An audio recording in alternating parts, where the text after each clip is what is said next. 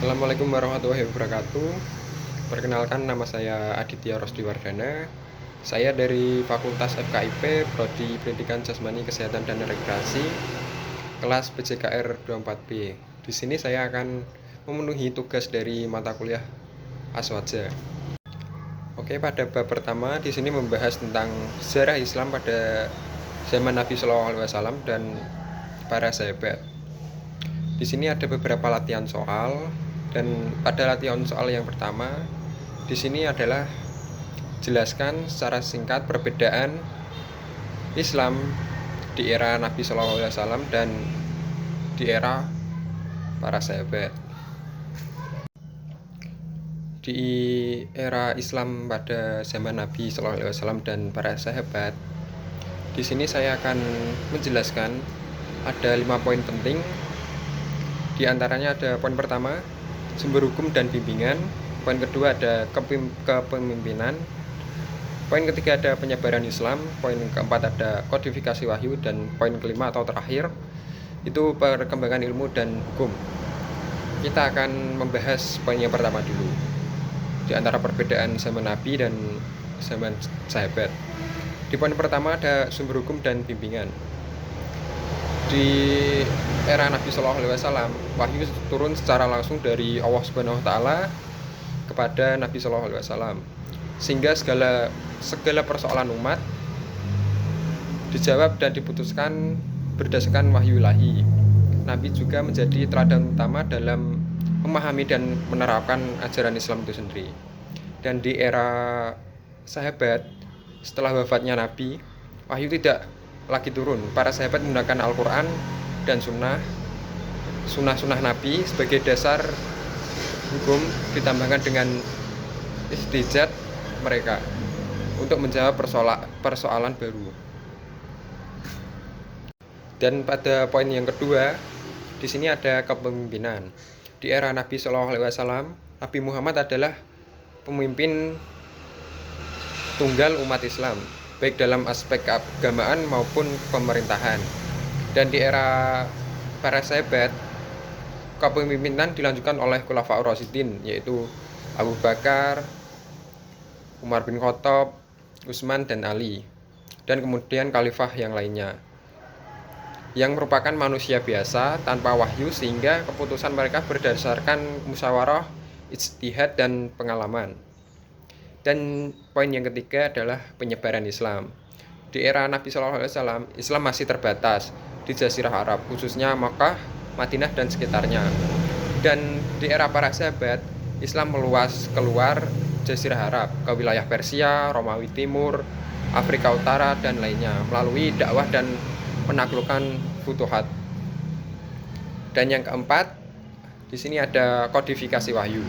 Di era Nabi Shallallahu Alaihi Wasallam, Al-Quran belum dilakukan secara lengkap dalam satu mushaf.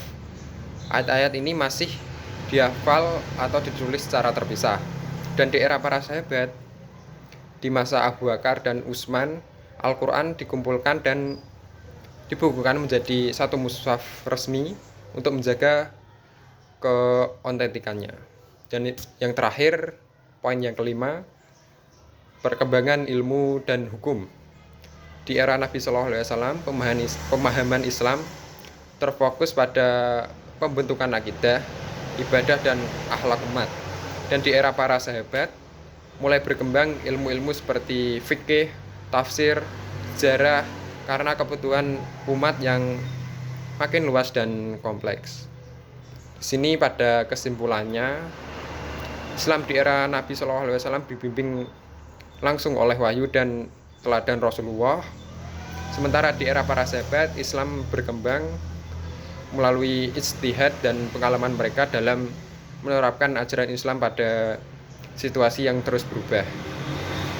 Oke, soal yang nomor 2 adalah jelaskan keutamaan sahabat Abu Bakar As-Siddiq, Umar bin Khattab, Utsman bin Affan, dan Ali bin Abi Thalib radhiyallahu anhu.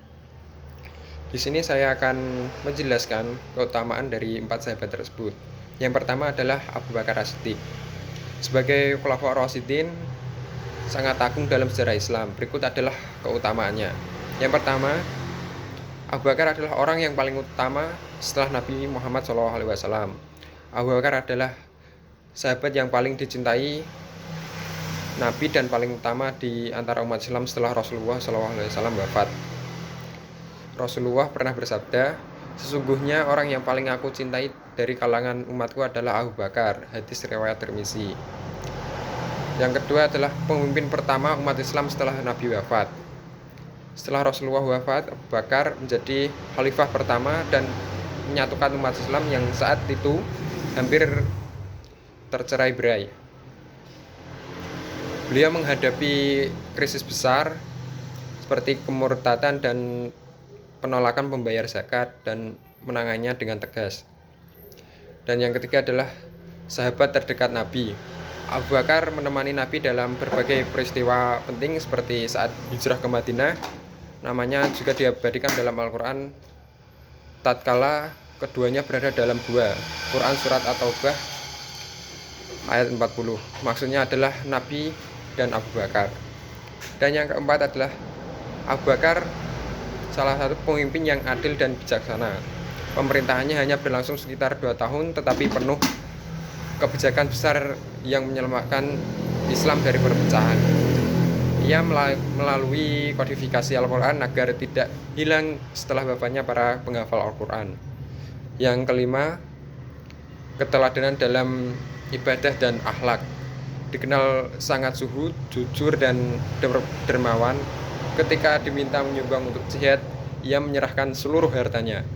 Rasulullah bersabda, "Tidak ada seseorang pun yang memiliki keutamaan atas kami kecuali Abu Bakar, dan kami telah membalasnya kecuali keutamaan yang diberikan oleh Allah. Kami tidak mampu membalasnya." Hadis riwayat Tirmizi. Dan kesimpulannya, Abu Bakar adalah sosok pemimpin sejati, mewarisi semangat kenabian dalam memimpin, menjaga persatuan, dan menegakkan Islam. Kepemimpinannya menjadi fondasi penting bagi keberlanjutan Islam setelah wafatnya Nabi Sallallahu Alaihi Wasallam. Lanjut ke khalifah yang kedua, yaitu Umar bin Khattab. Keutamaan Umar bin Khattab sebagai khalifah kedua dari Khulafaur Rasyidin sangat besar dalam Islam. Berikut adalah beberapa keutamaannya. Yang pertama, Umar bin Khattab adalah khalifah yang adil dan tegas. Umar dikenal sebagai pemimpin yang sangat adil, berani, dan tegas dalam menegakkan kebenaran. Pada masa pemerintahannya, sistem administrasi negara Islam mulai tertata rapi, termasuk pembentukan diwan, penanggalan hijriyah, dan pengadilan. Dan yang kedua, pada Khalifah Umar bin Khattab, Islam berkembang pesat pada masa kepemimpinannya. Di bawah kepemimpinan Umar, wilayah Islam meluas secara signifikan, termasuk Persia, Syam, Mesir, dan sebagian Bizantium. Ini menunjukkan kecakapannya dalam strategi militer dan kepemimpinan global. Dan yang ketiga, Umar bin Khattab dijuluki sebagai Al-Faruq. Umar diberi gelar Al-Faruq, yaitu orang yang mampu membedakan antara yang hak dan yang batil karena ketegasan dan kecerdasannya. Rasulullah bersabda, "Sungguhnya Allah menjadikan kebenaran melalui lisan dan hati Umar." Hadis riwayat Ahmad. Dan yang keempat, doa Nabi untuknya dikabulkan. Nabi Muhammad SAW pernah berdoa, "Ya Allah, muliakanlah dalam Islam dengan salah satu dari dua orang yang lebih engkau cintai, Abu Jahal atau Umar bin Khattab." Riwayat Tirmizi. Dan Allah memilih Umar. Dan yang kelima, setan lari dari bayang-bayangnya. Rasulullah bersabda, "Sesungguhnya setan takut pada bayang-bayang Umar." Hadis riwayat Tirmizi. Ini menunjukkan bahwa kekuatan iman dan wibawa Umar di hadapan makhluk gaib sekalipun. Dan yang keenam, Umar bin Khattab hidup sederhana dan sangat peduli dengan rakyat. Meski sebagai penguasa, Umar hidup sangat sederhana, sering menyamar untuk mengetahui keadaan rakyatnya secara langsung. Ia pernah menangis karena tidak bisa bertanggung jawab atas penderitaan rakyatnya. Kesimpulannya, Umar bin Khattab adalah teladan dalam keadilan, kepemimpinan, ketegasan, dan keikhlasan. Pemerintahnya menjadi tonggak penting dalam perluasan Islam dan pengokohan sistem negara yang islami. Ia adalah salah satu contoh pemimpin yang mencintai rakyat dan sangat takut pada Allah Subhanahu wa taala. Ya, kita lanjut ke khalifah yang ketiga, yaitu Utsman bin Affan. Keutamaan Utsman bin Affan sebagai khalifah ketiga dari Khulafaur Rasyidin ini sangat besar dalam sejarah Islam. Berikut adalah poin-poin penting dalam keutamaannya. Yang pertama adalah Dzunurain atau pemilik dua cahaya. Utsman menikahi dua putri Rasulullah SAW, Ruqayyah dan setelah wafatnya Ummu Kulsum. Karena itu beliau dijuluki Dzunurain, satu-satunya sahabat yang menikahi dua putri Nabi. Dan yang kedua, Utsman bin Affan dikenal sangat dermawan di jalan Allah. Utsman dikenal sebagai orang kaya raya yang sangat dermawan. Di antaranya membeli sumur rumah dan mewakafkannya untuk umat Islam, serta menyumbang 300 unta lengkap dan harta lainnya untuk perang Tabuk. Rasulullah SAW pernah bersabda, tidak ada yang membahayakan Utsman setelah apa yang telah ia lakukan hari ini. Hadis riwayat Tirmizi. Ketika Utsman nyumbang besar-besaran. Dan yang ketiga, menghimpun mushaf Al-Quran. Di masa kepemimpinannya, Utsman memerintahkan pengumpulan dan penyeragaman Al-Quran agar tidak terjadi perbedaan bacaan antar daerah. Ia menyusun mushaf Utsmani yang menjadi standar Al-Quran hingga hari ini. Dan yang keempat, Utsman dikenal sebagai pemimpin yang lemah lembut dan penyabar. Utsman dikenal sebagai pemimpin yang sangat lembut, pemalu, dan sabar. Bahkan malaikat pun merasa malu kepada Nabi. Malaikat pun merasa malu padanya. Nabi bersabda, tidakkah aku merasa malu terhadap seseorang yang malaikat pun malu kepadanya, yaitu Utsman. Hadis riwayat Muslim. Yang kelima, syahid dalam fitnah besar. Utsman wafat dalam keadaan syahid, dibunuh oleh pemberontak saat beliau tetap memilih untuk tidak menumpahkan darah sesama muslim demi menjaga persatuan umat. Ia berpuasa dan membaca Al-Quran saat syahid, menunjukkan akhir hidup yang sangat mulia. Dan khalifah yang keempat adalah Ali bin Abi Thalib. Keutamaan Ali bin Abi Thalib sebagai khalifah keempat dari Khulafaur Rasyidin sangat besar dan menonjol dalam sejarah Islam. Berikut adalah keutamaannya.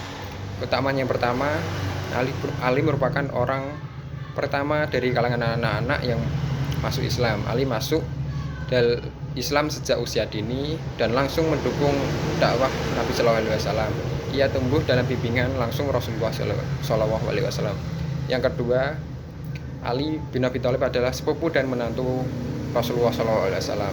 Ali adalah sepupu Nabi dan menikahi putri tercinta Nabi, yaitu Fatimah Az-Zahra, dan merupakan ayah dari cucu kesayangan Nabi, yaitu Hasan dan Husain.